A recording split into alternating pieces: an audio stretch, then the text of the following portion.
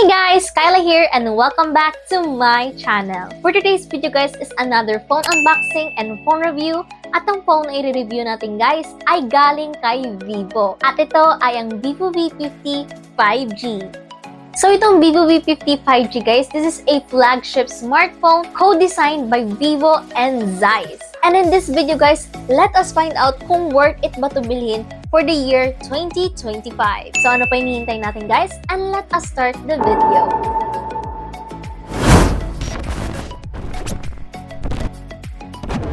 And now let us start the unboxing. So as we open the box guys, we will see here the Vivo V50 5G.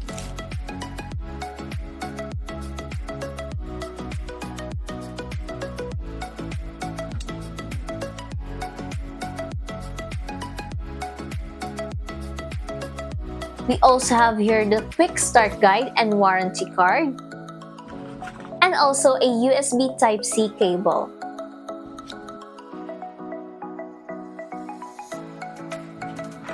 An adapter with 90 watts flash charge, at makikita rin natin dito guys ang SIM ejector tool. Now let us talk about its design. So for the design guys is napakaganda talaga ng kanyang design and very elegant ang kanyang look. So dito sa Vivo V50 5G, available ito in 3 different colors, which is the Ancora Red, Satin Black, and Mist Purple. So ang meron tayo dito guys is yung Ancora Red. So for its design guys, it has a matte finish.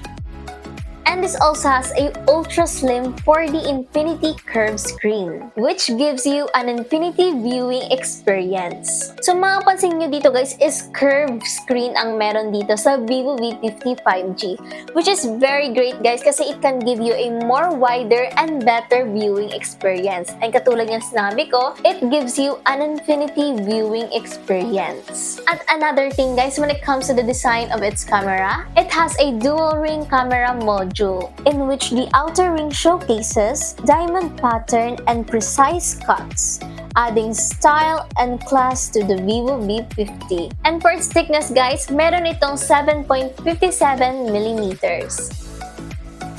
And for its weight naman guys, meron itong 199 grams.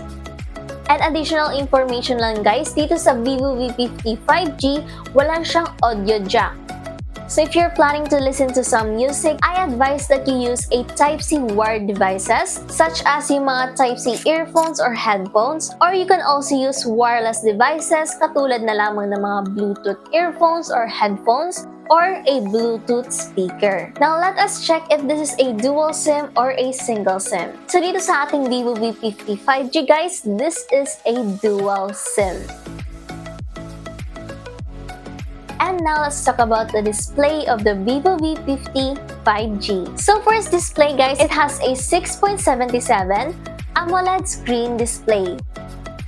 At dito sa AMOLED screen display guys, asahan na natin kaagad na napakaganda ng kanyang display. Kasi with AMOLED screen display guys, it gives you a greater range of color options and a better looking images and videos. And now for its resolution. So for its resolution guys, it has a 2392 with 1080p resolution.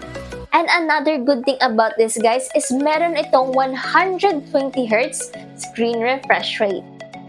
So napakaganda nito guys kasi 120Hz ang kanyang screen refresh rate. Napakabilis nito and it can also give you a faster and better animations. And dito sa kanyang display guys, it also has a 4500 nits local peak brightness. So kahit exposed ka na under the sunlight, is makikita mo pa rin ang screen sa inyong phone. And now, let's talk about its performance. So para sa kanyang performance guys, is meron itong Snapdragon 7 Gen 3, which is designed to deliver a premium experience, balancing performance, AI capabilities, and connectivity features. So dito guys is napakaganda at napaka-solid din ng processor when it comes to the Vivo V50 5G. At dito guys sa ating Vivo V50 5G, it has two variants for its storage. So the first variant is 12GB of RAM with 256GB of ROM.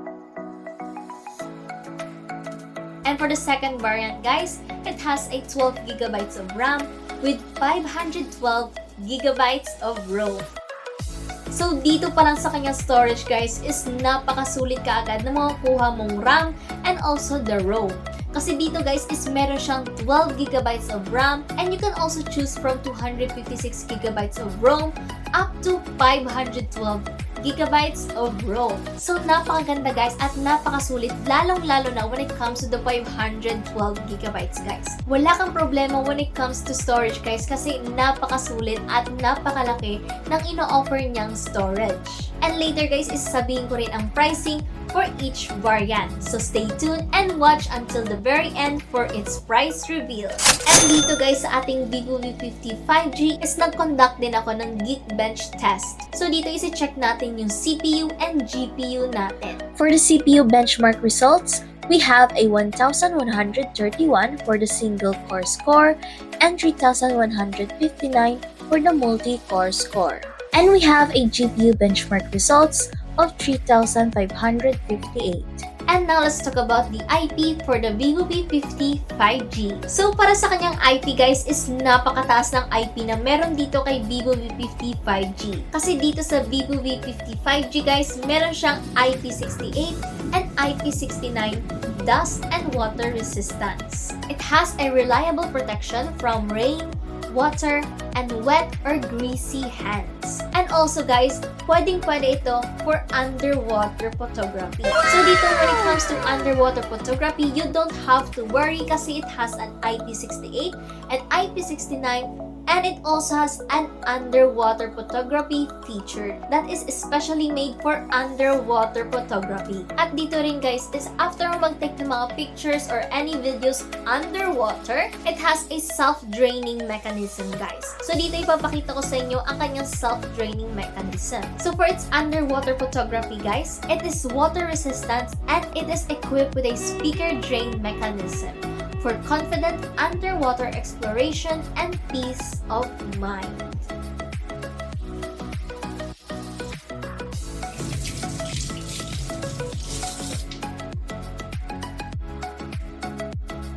So as you can see here guys, kahit mabasa ko pa ang kanyang screen is pwedeng-pwede ko siya magamit thanks to the IP68 and IP69.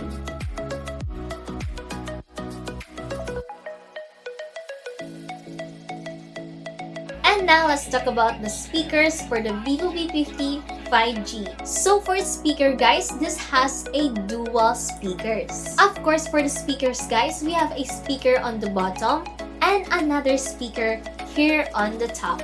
So you can experience a louder and better sound quality.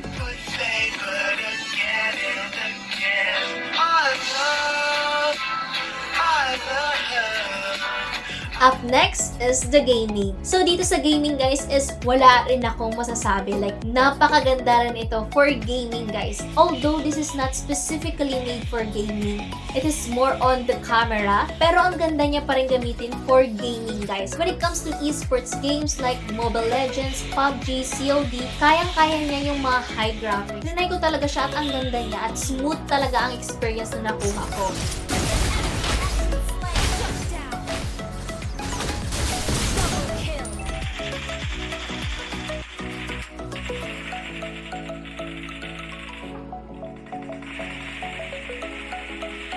And when it comes to demanding gaming such as Genshin Impact, is na-enjoy ko maglaro dito ng ilang oras. Like, naglaro ako ng Genshin Impact for ilang oras dito sa ating Vivo V50 5G at ang masasabi ko lang is pasado siya sa akin guys, is napakaganda niya when it comes to any kind of games.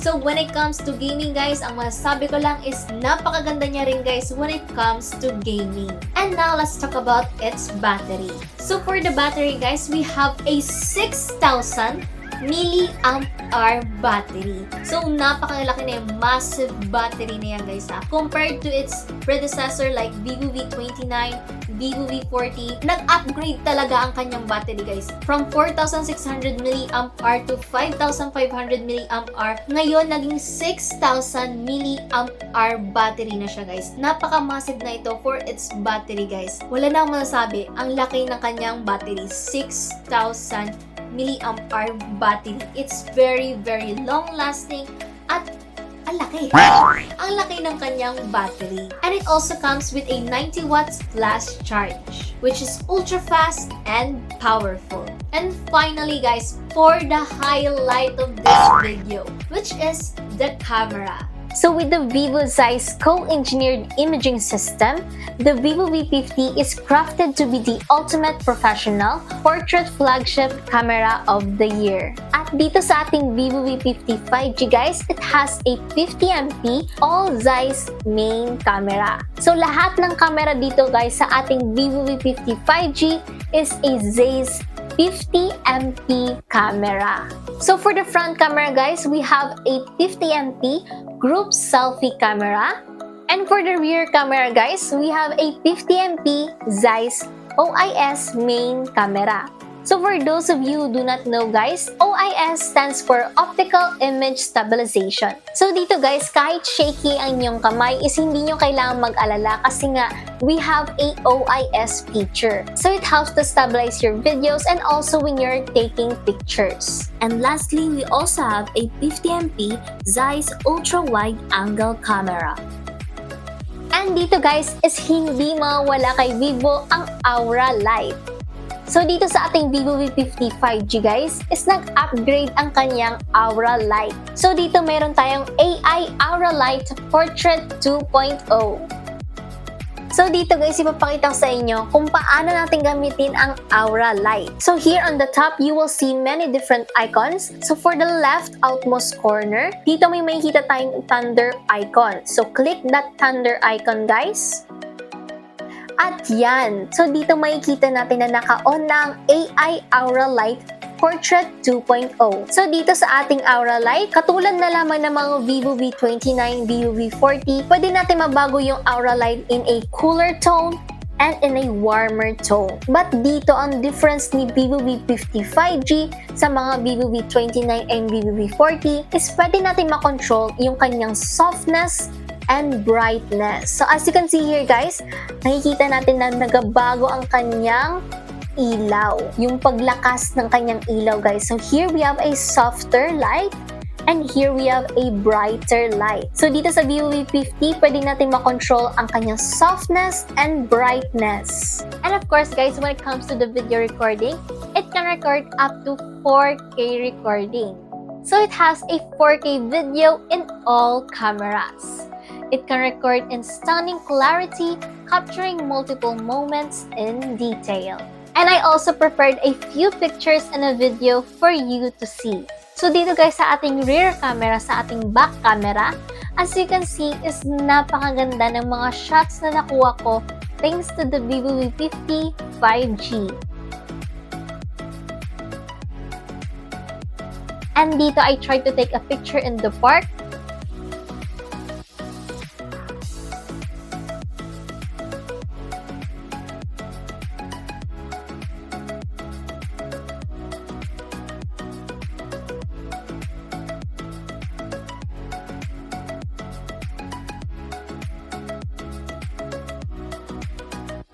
And now for the portrait cameras.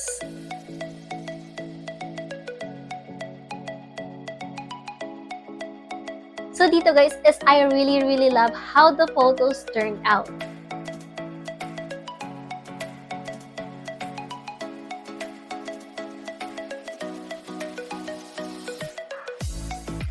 And now lastly, which is my favorite part, which is the back portrait camera guys. As you can see here guys, is napaka high quality ng nakuha kong pictures dito. Napaka high quality at napakaganda. I really love it. Parang nasa isang studio na ako guys. Like, super ganda talaga. It turned out to be a perfect portrait camera guys.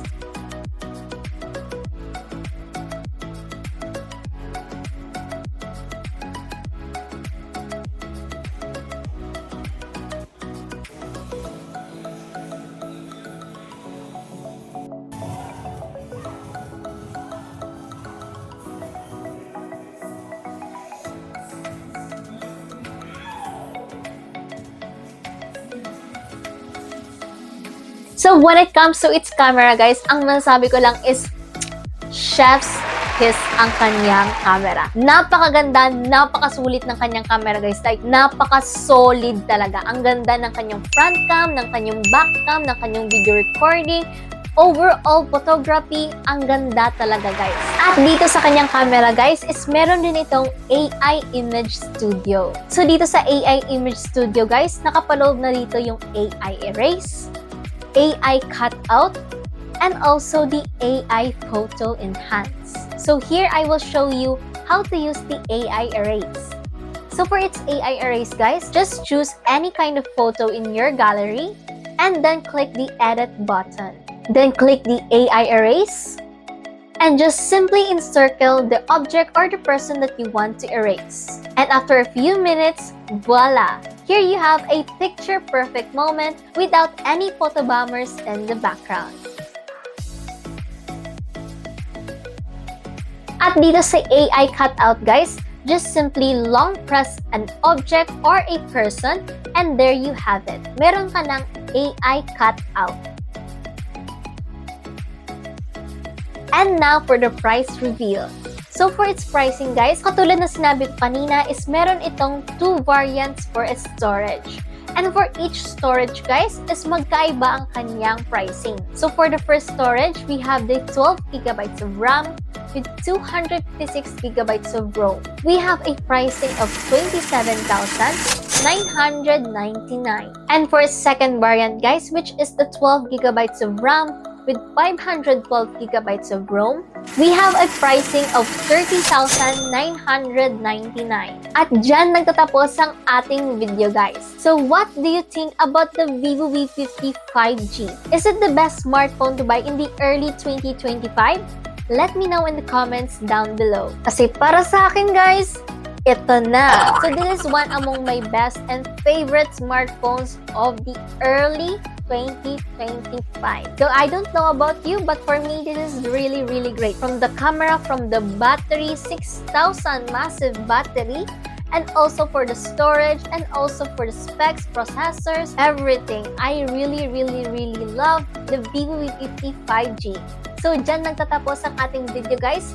Don't forget to like, subscribe, and hit that notification bell so you can be notified whenever I upload a new video. So that is all guys. See you on the next phone unboxing and phone review. Bye!